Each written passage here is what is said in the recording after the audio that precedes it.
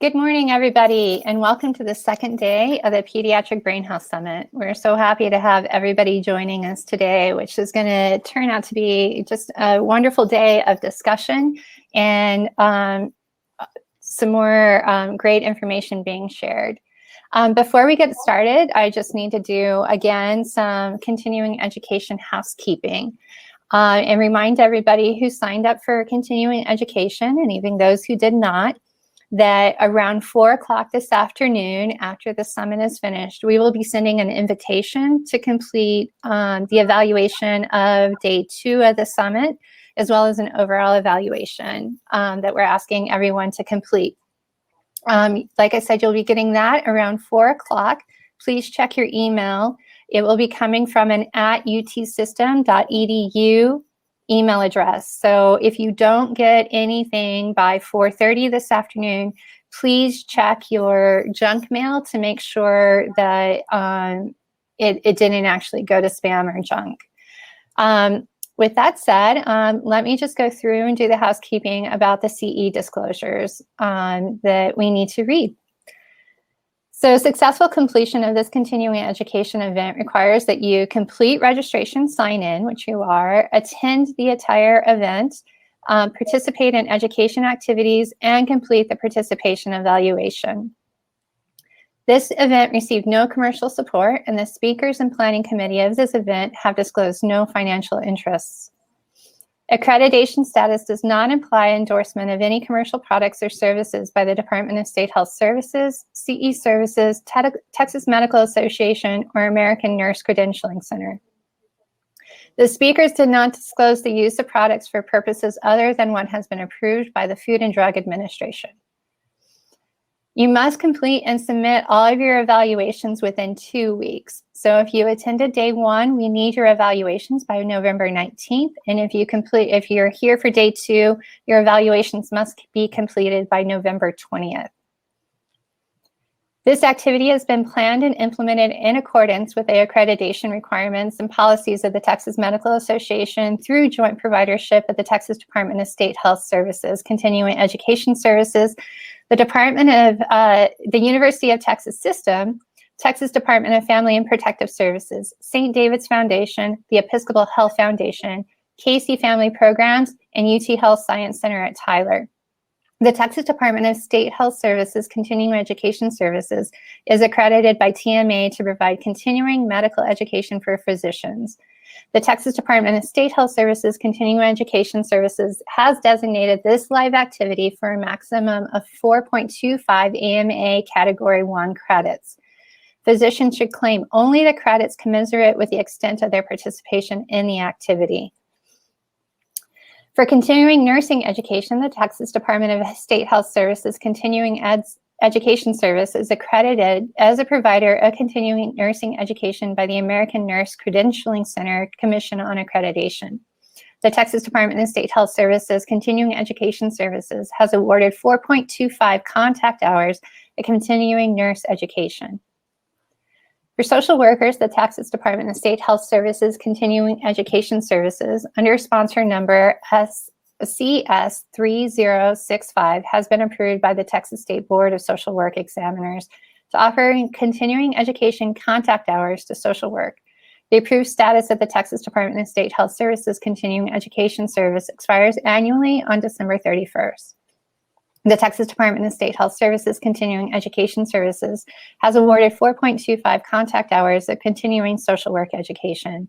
And the Texas Department of State Health Services Continuing Education Services has also designated 4.25 hours for attendance for those who need a certificate of attendance.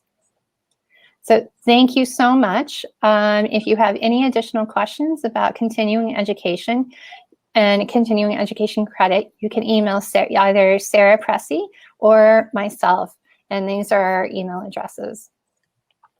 And so one of the things I would like to do is just remind everybody to please join the Pediatric Brain Health Initiative Network, and you can go to www.texassafebabies.org either later on today and sign up for the Texas Pediatric Brain Health Initiative Network.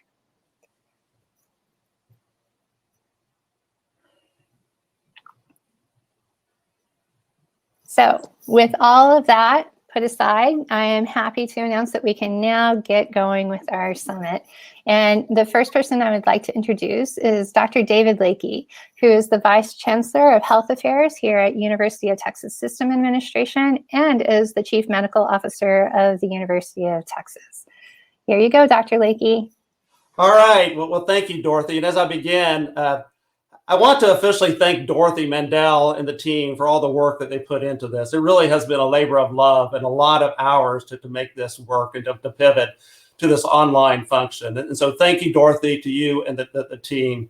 Yeah, I thought yesterday was really quite amazing. You know, hearing Dr. Shonkoff and Cynthia Osborne lay out the science behind pediatric brain health, how this is incredibly important for the whole future of a child.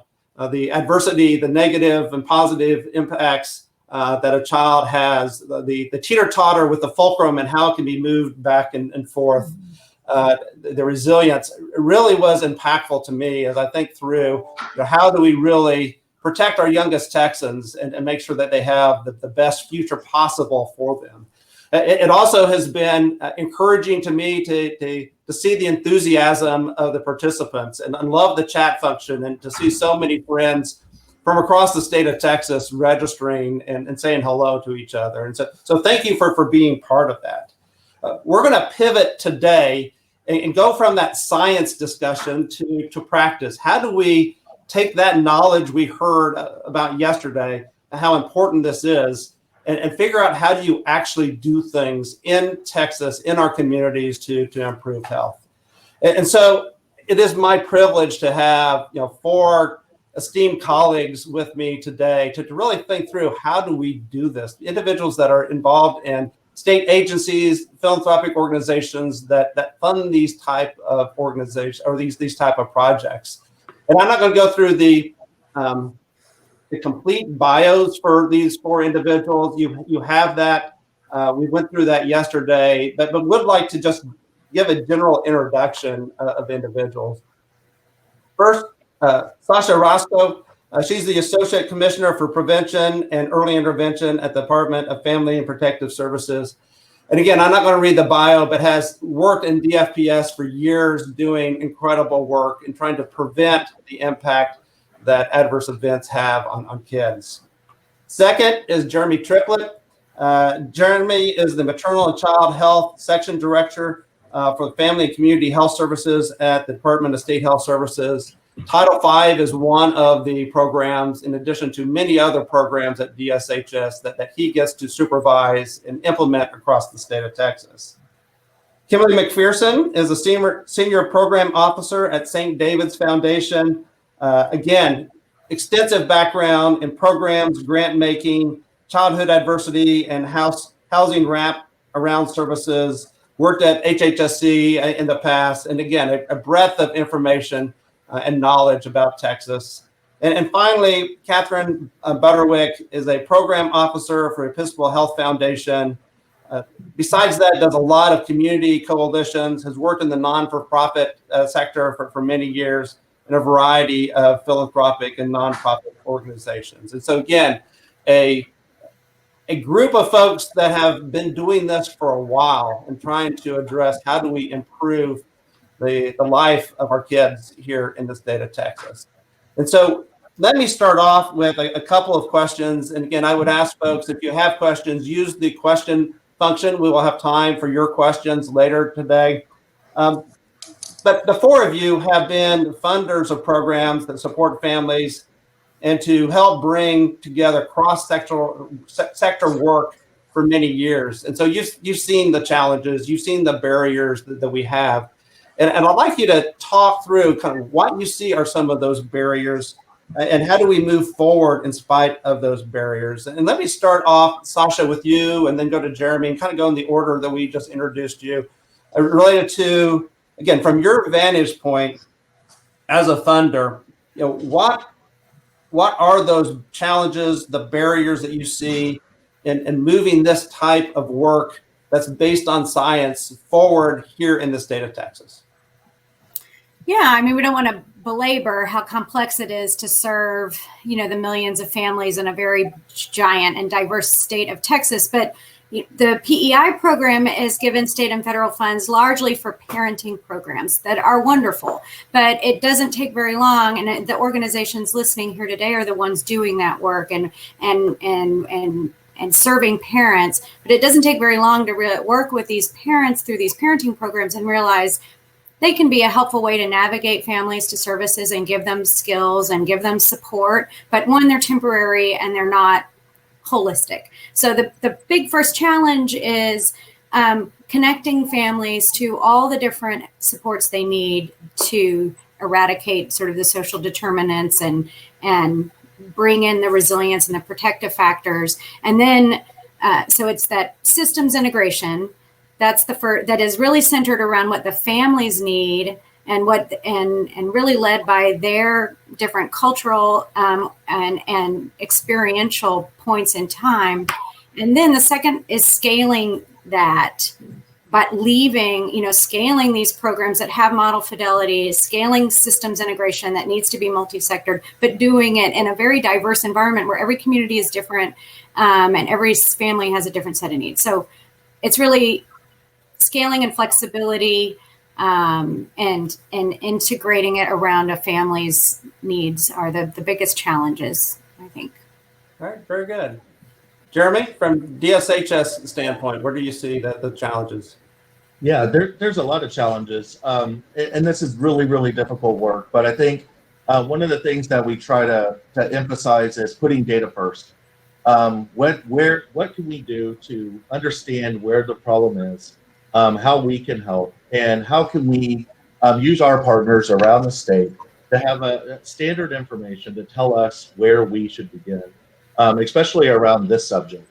What are those measures for success, and how can we standardize those across different agencies, across communities? Texas is a huge state. Mm-hmm. So how do we make an impact on a statewide level? You don't do it by state level, not a top down. It needs to be a community driven approach. So how do we get that data that we need, those measures that we need, and the understanding that we need for each community in a real time, ongoing fashion? And that's one of the biggest challenges and hurdles for us right now. How do we get that data that is meaningful and adopted and accepted for all of the different folks who are working in this area, so that we're all working in the same direction? And then obviously that's a ton of information and a ton of different directions we can go. How do we make sure that we align all of the work that we're doing according to this data with folks working in the same direction? We have a lot of different agencies. We have our partners from different nonprofit organizations and on the call, and so many hundreds of people today that represent different aspects of this, and we're all working for the same goal. So how do we mobilize ourselves, not duplicate efforts as much as possible, reach all of Texas the best way that we can? We have a lot of resources. We have a lot of people. Texas is huge, though. How do we make sure that we're strategically utilizing these resources in a way that we can make the biggest difference? I think we have a lot of resources. Are they enough? No, they're not ever really going to be enough. But how do we make sure that what we do have, we can show that impact? How can we make sure that we really are making meaningful impact? How can we show that return on investment? And how can we make sure that all of the folks that are our partners around the state of Texas are working together, and that we're able to really show that collective impact as we move forward? So those are the things from a DSHS perspective that we are continually looking for, and we don't have the answer. We haven't solved the situation. We haven't solved it yet, and so we need the folks on the call today. We need the folks that are joining and are really advocates of this work to help us work together as a group to make a very strategic and organized plan moving forward. And so I appreciate the opportunity to have this conference, because it's a step in the right direction of having the right conversations with the right people in the room to make a difference around this subject. Great, Jeremy. Thank you. Kimberly, how about from your vantage point with St. David's? Yeah, There's a number of barriers, but I would say to us, the one that looms the largest, and I think a lot of the folks on this call will recognize it, it's like this lack of visibility. And to kind of carry through Jack's sort of sports metaphor that he used yesterday, if we're all on this team that's trying to improve child development and better support families, a lot of times we don't have visibility into who the other players are or where the ball is. And so I think trying to create the systems that give the individual providers and segments of the community that are working with families the visibility into who else is there and what that family needs is sort of this real missing ingredient. And so we're really working hard to think about how we can do that. But I think that's one of the biggest challenges. And I think some of the things that Cynthia mentioned yesterday are giving us some insights into how to create that visibility. The programs that she mentioned, both Family Connects and Healthy Steps, I think the power there is that there are these comprehensive screening tools that can help us build that visibility. Because if you're playing on a team and you really, you're a good player, you are motivated, you are there, but you don't know where your other team members are, you can't pass the ball to them if you can't see them. So I think we're really trying to figure out how we create that visibility, and it is not easy. And I think, what we talked about yesterday was we've got some sectors that are in these critical kind of intersection modes, pediatrics being one of them, OB-GYN another, lots of others. How do we really dive into those intersections and then create the visibility from there? But I do think the lack of visibility is one of our big challenges. All right, very good. Katie? Hi. Yeah, so this has been really rich, so I'll try to do the, clean up matter thing. I feel like I just want to say ditto to so much of what's been said. I think one thing that's coming up for me as a major challenge, honestly, is consistency in messaging. I think because so many different sectors approach this work with our own lens and our own language, it becomes really difficult when it's time to try to influence and advocate for investment and commitment to this work. So I think, as we've looked at some of the hints at what might convince or alienate particular folks in positions to make policy change, for example, we have to be really careful about the language we use, and we have to be really mindful of its being culturally competent and respectful. And I feel like because we have early childhood education at the table, we have child protection at the table, we have health at the table, it's fabulous and it's rich and it's wonderful, but we all talk about the same thing with very different terminology. And I think that kind of impedes our ability to move forward. The other thing I think I would just reemphasize is something that Sasha touched on, and that is this need to center communities in the work. And that is something that people struggle with. I think for all of our good intention around designing intervention, to actually share power with and to build intervention or common goals with community is hard, and it takes time and it's messy, and that isn't a skill set that necessarily everyone has, but I think it's critically important. And I would say that in our framing and our thinking, we tend to think about intervention, and in reality, for me, it comes up as looking at community assets, because to your point, Jeremy, we're never going to have enough resources to be able to address all these problems. But if we start thinking about the community's ability to actually know this information and start to rally around in all those disparate ways to kind of create health and create these conditions that can optimize child brain building, that's the whole enchilada right there, right? So I'm looking forward to talking some more about it. But. All right, very good. So one of the groups that I can see looking at the participants list that we have here is we have a lot of folks from the medical community, whether they're pediatricians, whether they're nurses, or whatever profession taking care of kids clinically day in and day out. And so we talk a lot about building a bridge between the medical care community and the social services community to support families and children from 0 to 3.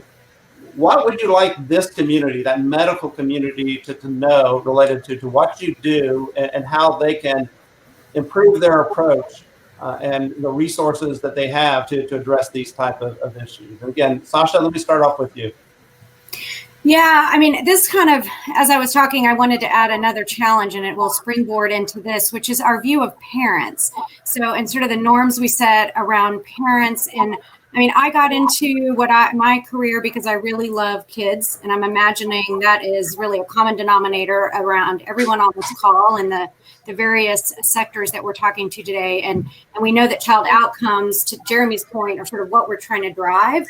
But the way we get there is through parents, and we have a very conflicted sense of value around parents and how we serve them. So I guess my first request to the medical community is to make your work two generational and to really see the parent as much as the system allows, as much your client as the child, and to maybe we've been starting to use and learn a little bit about applying human-centered design to social services, but to think of that same way about the parent's experience. And I just keep thinking about one comment. I know that Kim and I were on a call talking about applying human-centered design to this work, where they mentioned all these clinics for teen moms that they created in South Africa. And it wasn't making any difference, and no one was going to them until they discovered it's because when the teen moms showed up, they just got lectured.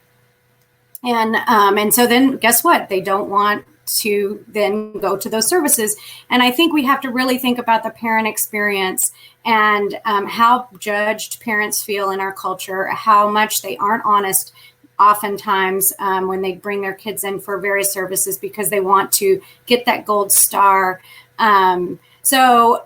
And from a child protection lens, you know, I've heard this phrase, the future of healthcare isn't healthcare. And the same thing is true for the future of child protection isn't really child protection.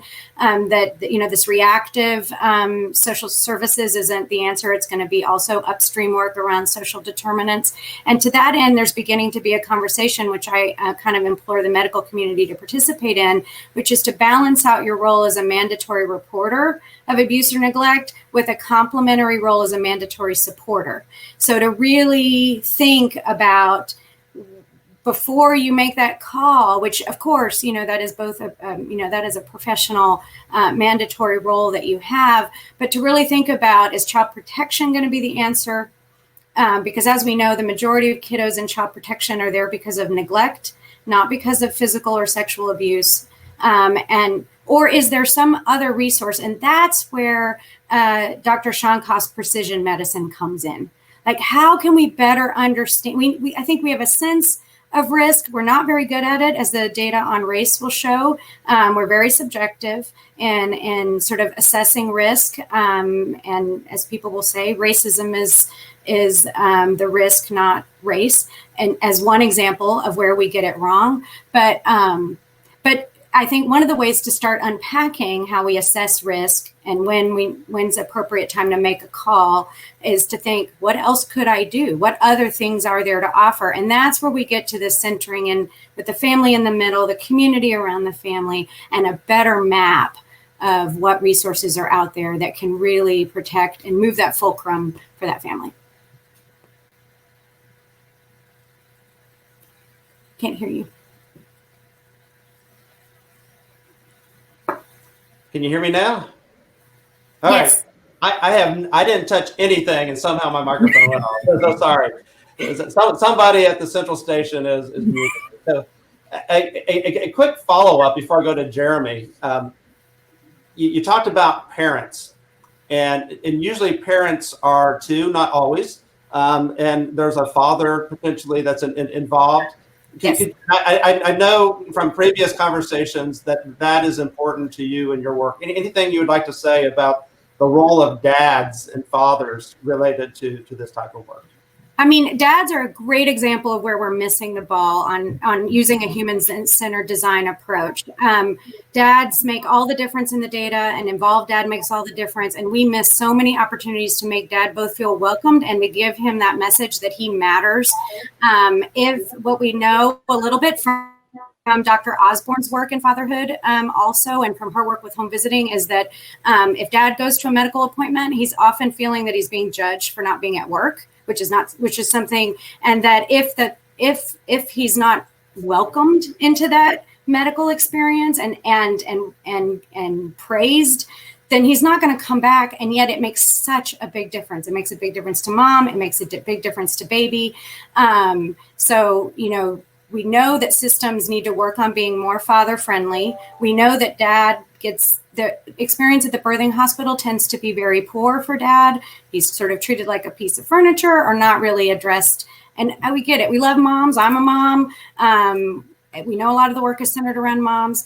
And another quick example of how we miss dads. And I really think they're low hanging fruit to move the needle for kids. And they're such a huge resource and make such a big difference. And we just sort of keep gatekeeping and not attuning to their role in their child's life. Marketing also. But another quick example that I love that Cynthia brought for us is when our home visitors go into homes and engage with mom, which is also, they're fairly oriented and kind of mom centric, that the dads who engage in that home visiting or that home visiting program versus the ones that don't, the difference was that someone asked the dad if he wanted to be involved. That's it.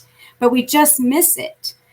So yes, fatherhood engagement, fatherhood friendly systems make an enormous difference. And I know Jeremy's shop is also doing a lot of work on that as well. Thank you. Very good. No, very, very good. So Jeremy, let's pivot to you. And again, what do you see in this area related to what the medical community needs to know or could do to build these type of bridges?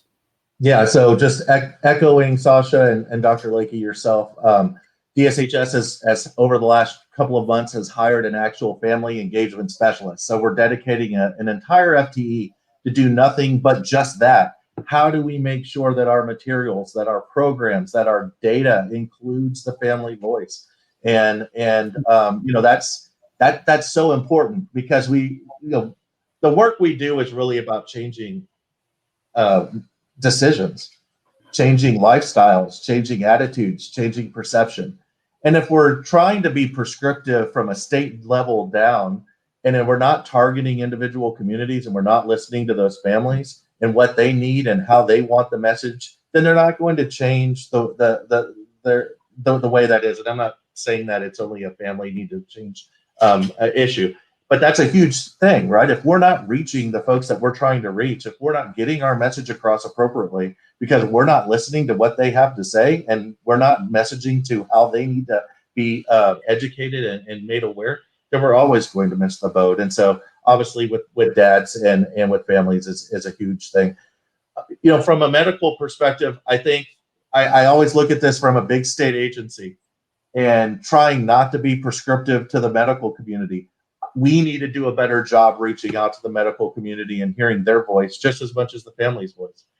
We need to make sure that the medical community, that we're not implementing something that just isn't going to work with pediatricians and at those local levels. We need to work with those groups and create innovative ideas and approaches that we all can get behind.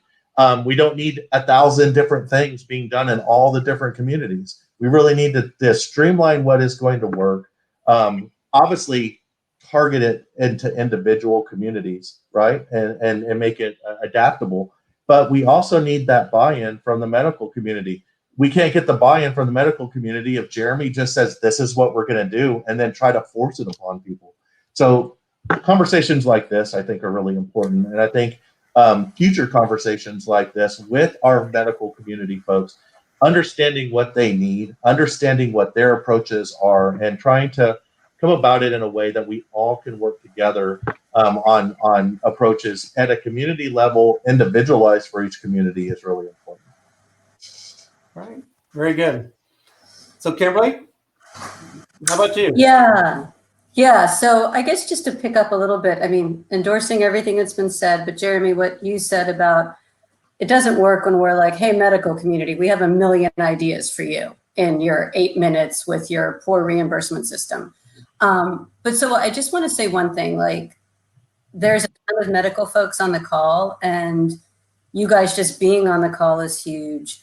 But like we get that you are trying to push this big ball and a lot of you are doing it in ways that probably feel kind of lonely and really hard. And like, it sounds super sexy to be like the innovator and on the cutting edge, except like it might sound sexy, but it's like hard and it's lonely. And so I love that Dorothy's creating this sort of network to support one another, but like we that, and we are like so grateful that you're doing it. So I just wanted to get that out of the way before then I come up with my ideas here.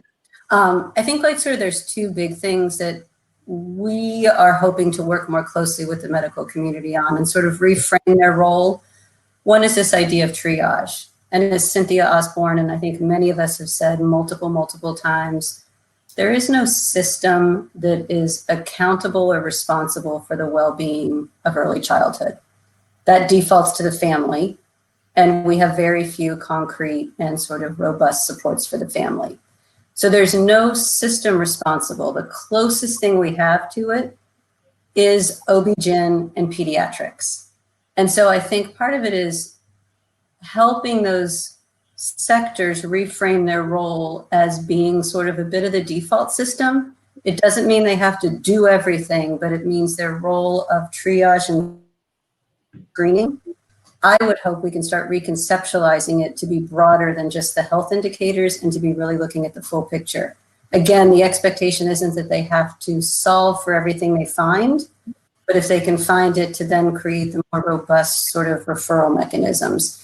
But I think that reframing of realizing, kind of going back to that sports analogy, no one else has it. Like, I think there's this idea of like, well, someone else is in charge of that. Nobody else is. Like, I think there's this false belief that, well, child welfare has it if anything's going on. They don't, because the risk hasn't been identified. So I think reframing it so that the medical community starts to really think about their role of triage and screening for the broad picture. And then the second thing, Jack mentioned the 3 principles to improve outcomes for families and young children. And I'll say that we've found those 3 principles to be incredibly valuable. Like, they're so simple that it's easy to gloss right over them. But I think there's some real value in just looking at the way families interact with your medical practice, to the point that was made earlier about the sense of judging. A lot of us don't feel judged when we go to the pediatrician, so we may not recognize how judged other folks feel. Judging leads to a sense of stress, which lowers your bandwidth to kind of do all the things we want parents to do. So the other thing that I would love to have a dialogue with the medical community about is, how do we just look at the way families move through your system, like really simple things like the messaging, just the communication, and say, for each of those pieces, are we potentially increasing stress or are we lowering it? If some of the simple messages is, you showed up for the well child appointment, that's awesome. Way to go. You're demonstrating that you care about your child. This is really important, right? Just the fact that you're here means you're a good parent. I think just some of those simple messages, they don't cost any money to do, can be powerful in ways that we don't always appreciate. So that's what I would say, those 2 things. No, I think that's good, because I think most parents want to be good parents, right? And that affirmation, it can be, it may seem like a trivial thing for the pediatrician to say it, but as the parent, to the pediatrician, you just said, but for that patient that's receiving that, for the parents, that can be world changing, right? So, yeah, and I guess I would just throw out one other thing is, and I think most of our medical community knows this, but if you're the pediatrician or the OB-GYN, you sit in this really revered position for many families. They've chosen you, they respect you, they trust you. So when you endorse what they're doing, or do the positive encouragement, it probably speaks a whole lot louder than you recognize. So know that you've got this really, really influential, powerful position. Very good. Katie, how about you with the Fiscal Health? Yeah, it ties right into what I was going to say, Kim. That's absolutely it. I think it's recognizing their power as allies in this work. I think sharing the knowledge that you're gaining here today and that you find on your own with everyone in your staff, because to your point about every point of contact with a family makes a difference. And there's an opportunity for encouragement and reinforcement and sharing knowledge in a way that resonates. So that's huge. I think thinking about the practice as a whole group of allies up and down. I think, seeing the potential, Dr. Shonkoff's words yesterday about how this is a key part of prevention, starting to really frame it in that way, sharing that knowledge around prevention of lifelong health, chronic disease, all that kind of thing. These are huge motivational messages for folks. This is why people are in medicine, right? So I think it's really, really powerful. And let's face the fact, we've got to convince somebody to pay pay for some of this work. And there again, I think that there was actually a comment in the chat about getting the medical community and connecting with medical associations and building that allyship and that advocacy to really make the case that an investment early through this system is going to really bear fruit for society. So those are, I think it's just stepping into that view of power. You know, in Houston, we had, everyone has been struggling with advice around whether or not to send your kids back to school face-to-face, right? And I sit on a task force from the mayor's office around an equitable recovery. And one of the pediatricians on that task force said she's been inundated with calls from the community because the first place they're turning to get trusted advice about whether or not they're going to send their kids back in person or keep them virtual is their pediatrician. So, you know, that kind of relationship is not to be minimized. It is huge. The opportunity for influence is so huge. And Katie, you know, building upon that, you know, there was some work that Eileen Nemi and our team did with Fiscal Health Foundation, looking at that integration and the assumption that the pediatricians could do this all, you know, and when they're seeing people every 5 minutes. And one of the messages I got out of that was the need for a robust social services group that can help. So that when Kim notes that we need to triage, there are others out there that's part of that team that they can wrap around and provide those additional. Absolutely. The ability to screen and refer, to have trusted providers. You don't have to be all things to all people, but at the same time, it's hard to take the breath to understand who is in the community that can be offering my family's assistance with applying for housing vouchers or with finding food or with, you know, dealing with stress. You know, those are things that it takes a breath and it takes a pause. And unfortunately, currently, it's hard to find that bandwidth in staff, right? I mean, it's hard. So there's some of the onus and opportunity is to start trying to proactively deliver some of that information to folks so that they feel like they're part of a community of service and support. But you're right. I mean, it's a 5-minute call, and never more so than in community-based clinics that are seeing, you know, federally qualified health centers. I mean, the churn, is, you know, that's how you're making your money, is in these pediatric visits, because the kids are the ones that are covered. So. Yeah. And so the need for the food banks and other social support services are really key. They are key, but then here's the question, like, then who's paying them for that service that they're providing, right? So here we get down to the brass tacks, which is how do you start to document the clinical implications and thus the value to the system, the savings to the system that those kind of interventions are providing. And so, you know, we're investing in a really great project called Factor Health out of the UT school, I think it's the Dell Medical School, that's trying to do just that, like actually track clinical outcome and saving to social intervention. And so if that bears fruit, as we hope it will, then maybe you can start to see some cost sharing and putting our dollars where it will really affect people's health in the most impactful way. Very good. So Sasha, back up to you and taking it again, besides what we would want people to do, talking about some of the concrete programs that your entity has, that DFPS has, that can really, if leveraged and built upon, can really be useful to address these issues. Yeah, sure. And I mean, just for a little bit of context, you know, we fund early childhood supports in sort of two ways. One is explicit home visiting work. So we have home visiting programs where we have practitioners going to homes and visiting families with children under 5. And I'll talk a little bit about that. And then we have, and I mention this only because the grant is out right now, we have these HOPES grants, which stands for Healthy Outcomes Through Prevention and Early Support, that are state funded and more flexible. And those entities applying at the community level for that grant funding can do a number of innovative collaborative things to connect sectors with families who are serving young kids. So just know that there's an opportunity right now, and there should be,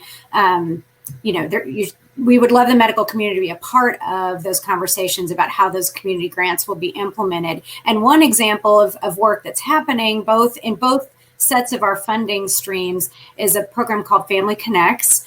So just to conceptualize one of those supports, Family Connects is a model out of Duke, was initially designed out of an endowment from Duke University, and is implemented at full scale in Durham County, North Carolina, where every parent of a newborn is offered a home visit by a nurse, a postpartum home visit that occurs within the 3 weeks after birth, and there's an assessment both of parent and child health and well-being. But one of the things that I love about it, it's meant to be a connector model, not a parent education model. So it's not didactic. It's not, I'm here to tell you how to improve your parenting. It's, I'm here to welcome you as a parent in this community and see what you need.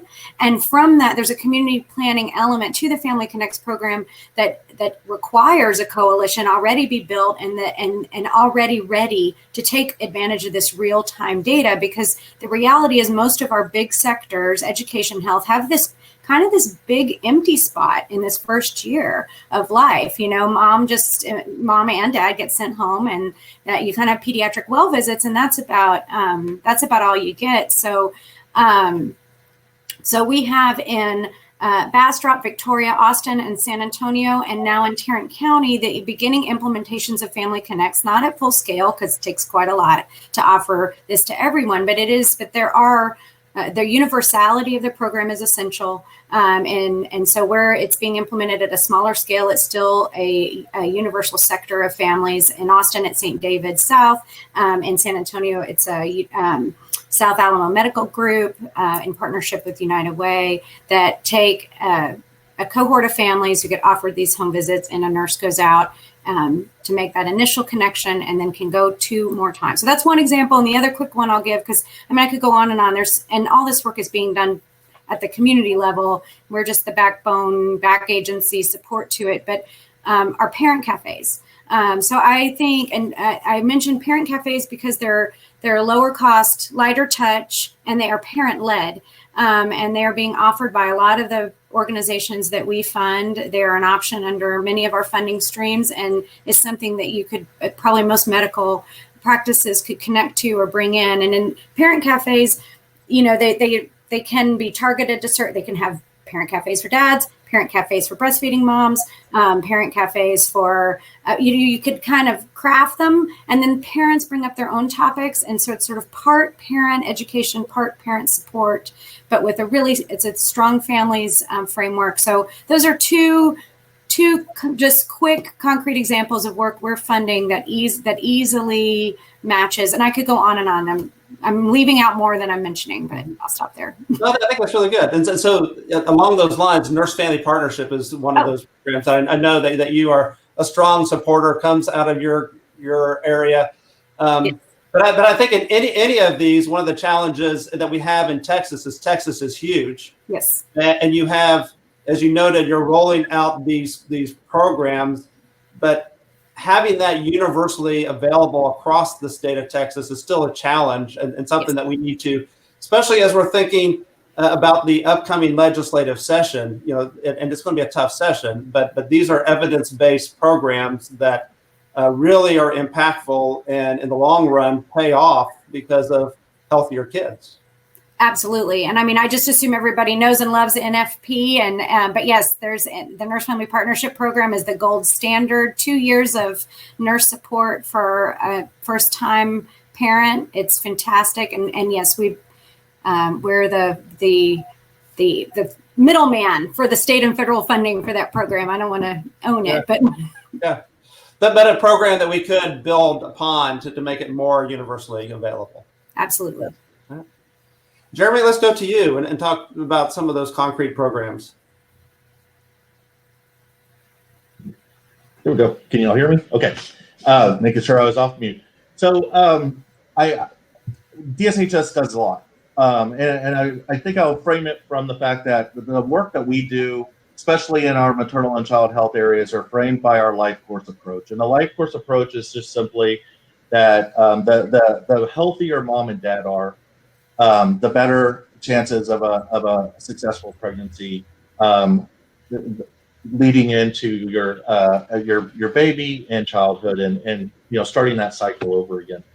So moving all the way back to preconception health and the health of mom and dad, both physical and behavioral, is super important. And DSHS does a lot of work around that. Our work on our maternal mortality morbidity review committee, the work that we do with quality improvement of projects with our Texas Collaborative of Healthy Mothers and Babies, work around our Texas AIM program, which is working with hospitals around responding to obstetrical emergencies. for successful pregnancies. Our work around breastfeeding and nutrition is super important as well. Moving into infancy, work around safe sleep, and in childhood, working on a new program with us, which is Help Me Grow. Help Me Grow is just DSHS is working with Department of Family and Protective Services, the PEI, and many other folks to help provide frameworks for communities and technical assistance and guidance around mobilizing those community resources and strategically providing that infrastructure together for them to make good decisions and to have that identification referral, and support network at a local level. So it's just reinforcing all of the great work that's already there and hopefully allowing communities to have the resources and the guidance and the infrastructure to be built to sustain that well-working, well-oiled engine working together in the future. But basically, where we're kind of going with some of the work at DSHS is what I mentioned before around data. Really wanting to make sure that all of those things that we're doing is driven around data and milestones and strategic planning. And so we are mobilizing a lot of the work that we're doing with our epidemiologists at DSHS, identifying that data, making sure that we are working with our partners to disseminate that data in a meaningful way. And hopefully that data leads to a meaningful conversation and meaningful projects and programs and understanding with set goals and milestones. And you can kind of see from the work that we're doing from a moms, dads, into infants, childhood, and then as we're moving into our adolescents, which turn around to be mom and dads again, that life course approach. And so so we're really lucky at DSHS and the work that we do that we really try to see that entire picture, that circle continuum coming back around again. And we can't do everything for everybody, and that's not what we should be doing anyways. But what we want to try to do is utilize the resources that we have in this life course approach and get the right folks in the room and have the right conversations and utilize our resources the best that we possibly can. So maximizing their effectiveness. And that's what we're doing around DSHS right now. Very good. Kim, you want to talk about some of your programs? Yeah, it's kind of tempting to do a laundry list, but rather than that, I'll kind of say, like, the way we're sort of judging our work or holding ourselves accountable is we've got like these 3 big goals: supporting families, connecting communities, and informing stakeholders. And so when we think about supporting families, a lot of the work that we've done there is, I think, very much complementary and inspired by the work that Sasha and Jeremy are doing. A lot of that's around home visiting. Every time you go and you dig into what would be helpful in this, home visiting always comes up. It's a place where we can, create that warm line. Not the reporter, but the supporter. And so we really feel like when communities have more home visiting capacity, it becomes easier to do that.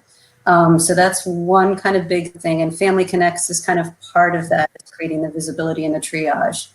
I'll say on the connecting communities, that's something to us that's, I guess to me, it's very important, but it doesn't get enough time, because when you think about, when families are dealing with all the challenges that they have, what are the natural supports that exist for them?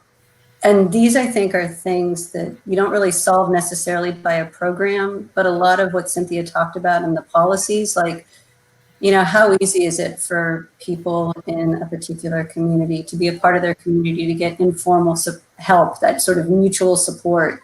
And so we've been thinking about what are the conditions that create that make it easier for parents to be the good parents that they want to be.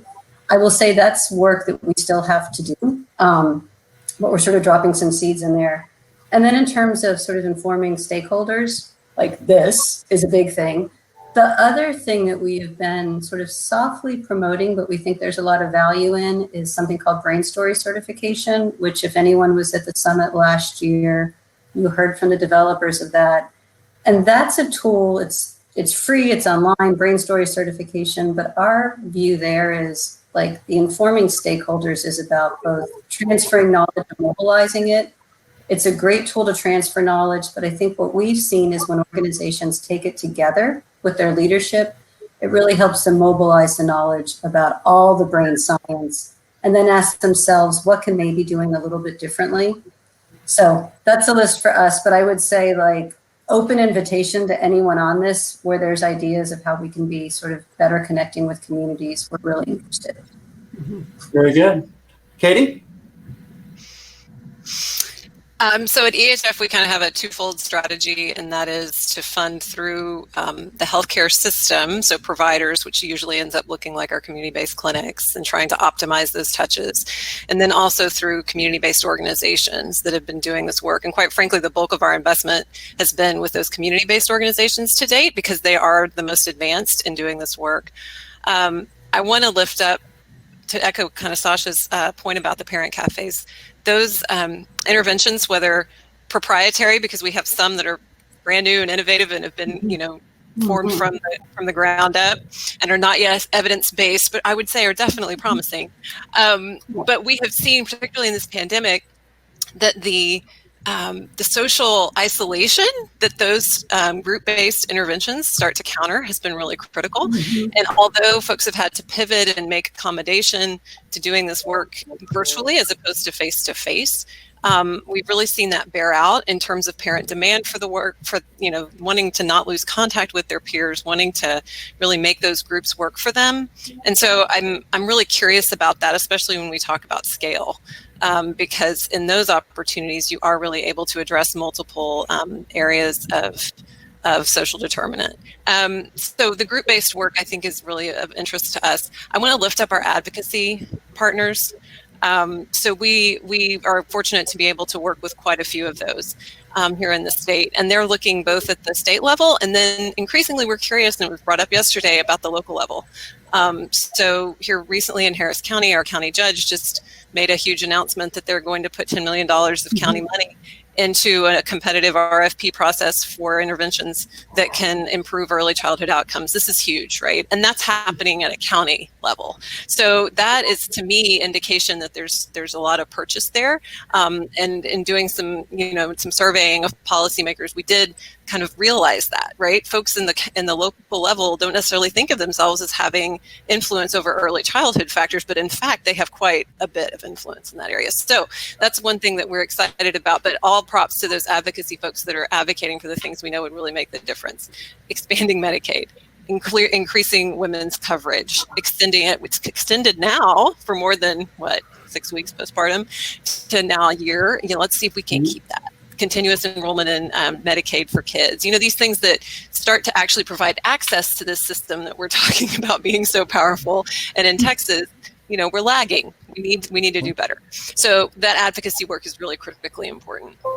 And let me build upon that question, and that one topic that we haven't talked about that I know is important to all of you, because we've had this conversation, is mental health issues for mom. And perinatal mental health services and opportunities to do better in that arena. Just what are your thoughts there? How important is that, and what can we do to better address that in Texas?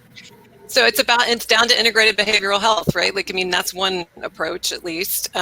These approaches that offer really meaningful support to mom outside of even a formal system of care that starts to end social isolation and tend to those. The folks at Texas Children's have done some really interesting interventional investigation about a home visiting model with a CHW level provider for a mother who's testing with postpartum depression but is not in an emergent state.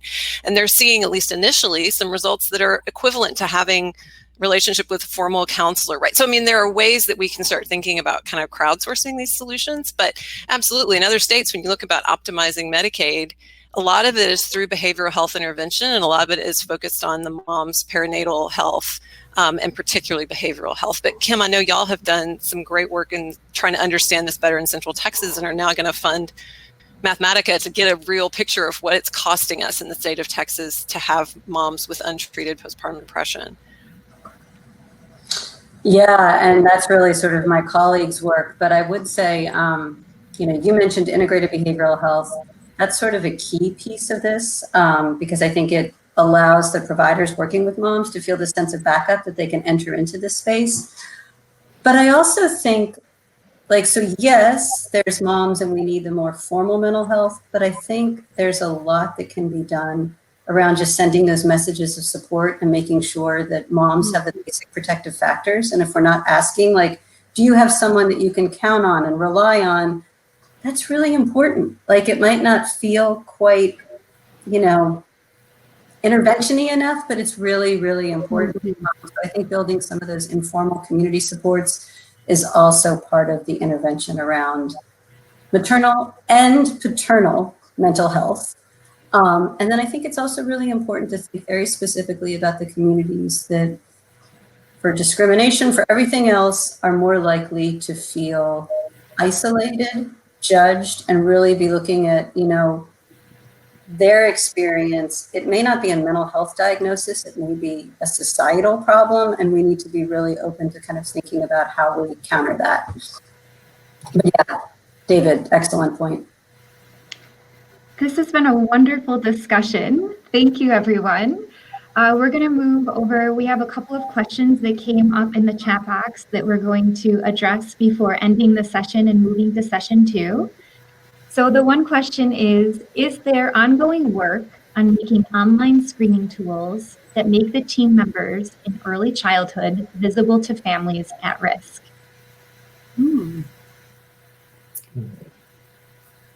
I'll try. I'll take a start at it. I know there's nothing happening at the state level that I'm aware of, but I'm certainly, Jeremy, you weigh in, but other than a lot of, I know, online early developmental screenings that kind of come out of our early childhood intervention partners. But I know there's locally, there's a lot of attempts to create automated systems that help connect families and navigate them to other services. I don't know how much they're also sort of an assessment, but I know that there's lots of organizations trying to accomplish those goals of connecting families, having more centralized data systems and navigation systems and intake systems so that families can kind of do as much one-stop assessment and referral for a variety of needs as possible. And those have all been very localized, and we've funded some of that work out of our office, the development of some of those systems, but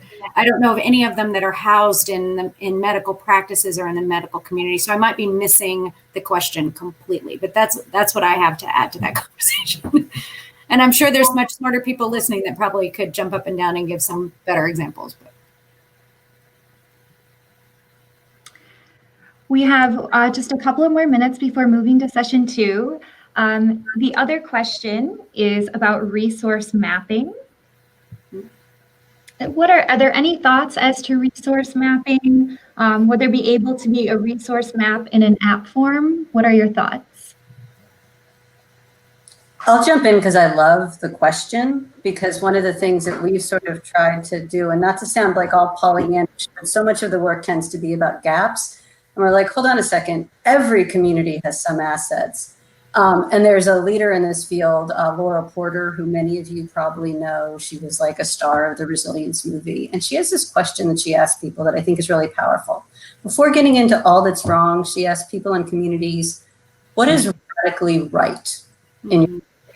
And it can be really small. It can be like, wow, we've got this park and that's sort of where everybody gathers because we don't have yards. Or there's this particular person in my kid's school who seems to know the answer to everything.